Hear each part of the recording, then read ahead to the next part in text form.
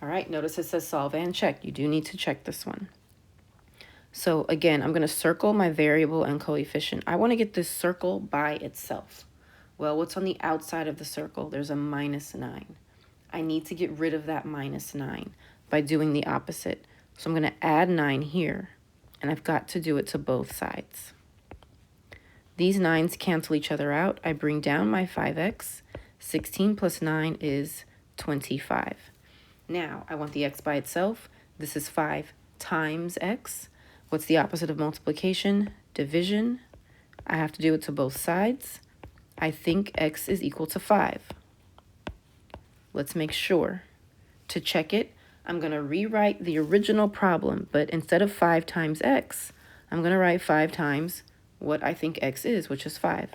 So now it's 5 times 5 minus 9 equals 16. I get 25. I'm going to write it this way. Minus 9. 15, that's 6. Bring down the 1.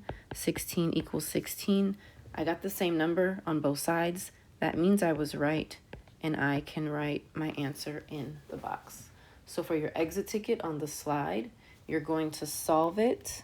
Let me see if... you're going to solve it, and you're going to check it, and then you're going to take your exit ticket on your Google form.